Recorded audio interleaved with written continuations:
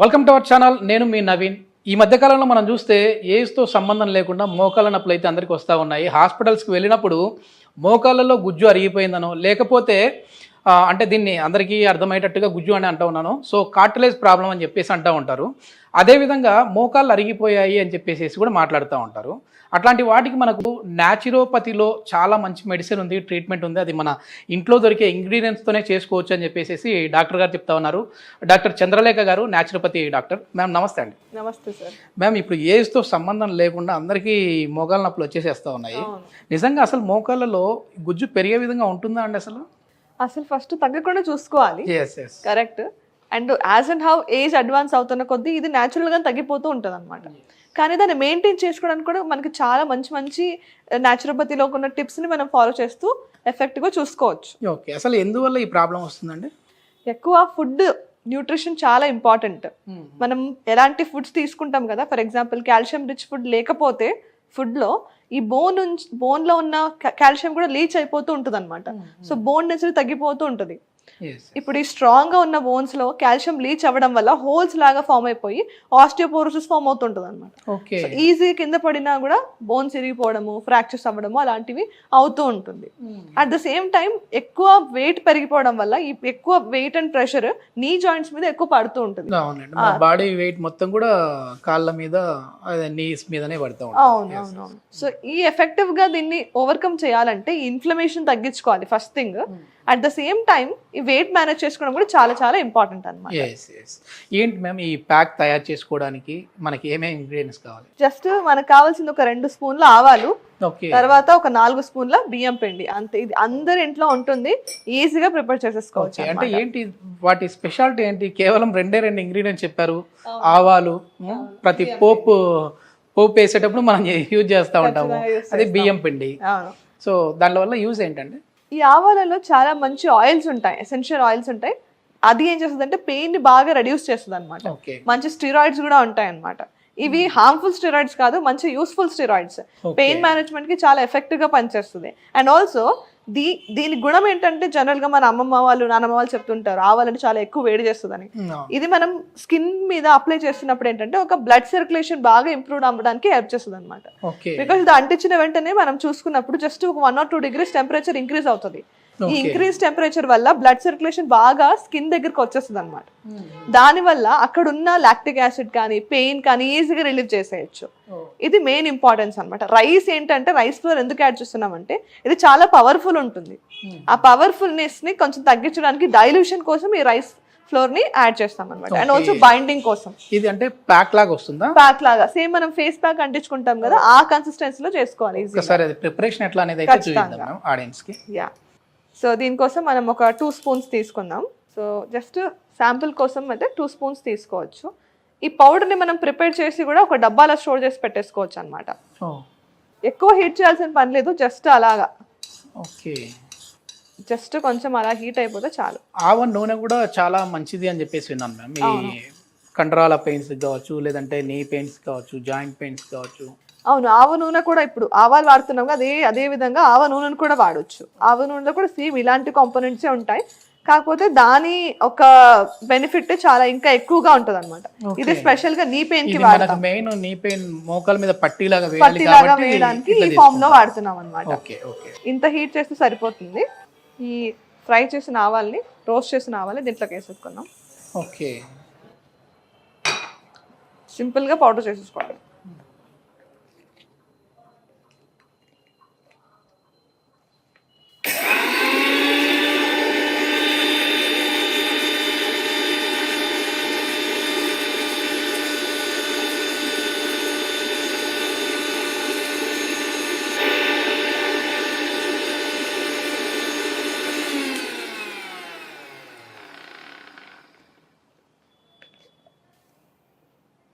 కొంచెం పౌడర్ చేసుకోవచ్చు, కొంచెం బరకగా ఉంది.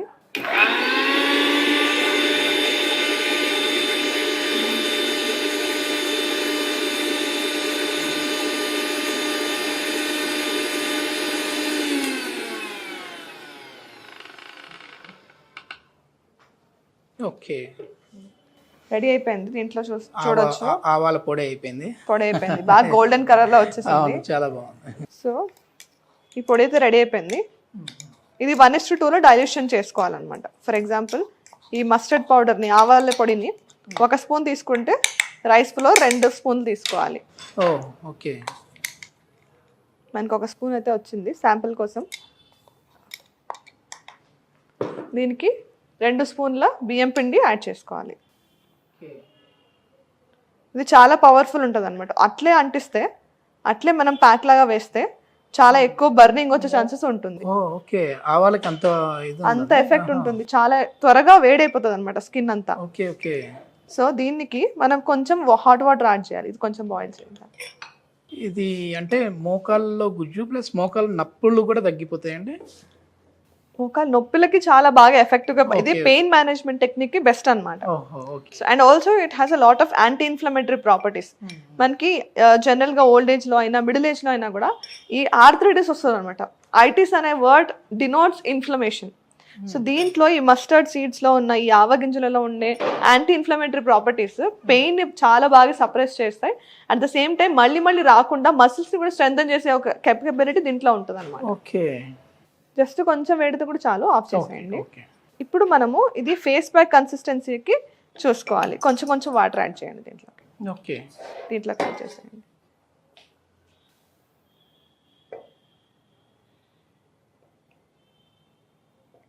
చూస్తూ చూస్తూ కలుపుకోవాలి. మరీ జోరుగా అయిపోయినా గట్టిగా అయిపోయినా అది పట్టించడం కొంచెం కష్టం. ఇది లైవ్ లో మనం వచ్చేసేసి ఒకసారి ఒకరికి మనం నీ పెయిన్ ఉన్న వాళ్ళకి ఒకసారి పట్టించి చూద్దాం. అంటే ఎట్లా అప్లై చేయాలి ఏంటి అనేది కూడా ఆడియన్ కి డైరెక్ట్ గా చూపించినట్టు ప్రాక్టికల్ గా చూపించేసి ఇంట్లో ఎలా అప్లై చేసుకోవాలో తెలుస్తుంది. Yes yes. ఇది కొంచెం టైట్ అయింది, మొత్తం టైట్ అయిపోయింది, చాలా పేస్ట్ లా వచ్చేసింది ఇది. అవును. ఒక ఫ్యూ డ్రాప్స్ వాటర్ యాడ్ చేసుకుందాం. కొంచెం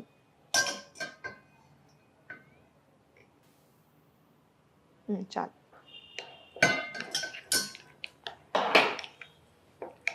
ఓకే, ఇది ఒకసారి మనం పట్టిద్దామండి ఇప్పుడు. షూర్. ఓకే, ఒకసారి మనం లైవ్ లో ఆ ప్యాక్ ఎట్లా చేస్తారు నీకు చూద్దామండి. యా. సో ఈ ప్యాక్ ఏముందంటే ఈ ఫేస్ ప్యాక్ కన్సిస్టెన్సీలో మిక్స్ చేసుకున్న తర్వాత చేతికి ఇలా కొంచెం తీసుకోవాలి ఫస్ట్. ఓకే, ఎఫెక్టివ్గా ఇలా స్లోగా అప్లై చేయడమే, అంతే. అప్లై చేసుకుని దీన్ని 15 మినిట్స్ దాకా ఉంచొచ్చు. అది అంటే గట్టిగా అయిపోతుందా అండి, అంటే పట్టేసినట్టు వస్తుందా? అవును, ఇది బాగా టైట్ గా అయిపోతుంది అనమాట. మనం ఫేస్ ప్యాక్ ముల్తాన్ మట్టి లాంటివి అంటించుకున్నప్పుడు ఓ 10-15 మినిట్స్ తర్వాత టైట్ అయిపోతుంది కదా, సేమ్ ఇది కూడా అలాగే ఉంటుంది. 15 మినిట్స్ కంటే ఎక్కువ ఉంచకూడదు. ఎక్కువ ఉంచితే బర్నింగ్ అలా అయిపోతుంది. ఆవాలు చాలా పవర్ఫుల్ కాబట్టి అలా అన్నమాట. సో ఇలా అంటించుకొని ఒక 15 మినిట్స్ దాకా వదిలేసేయచ్చు.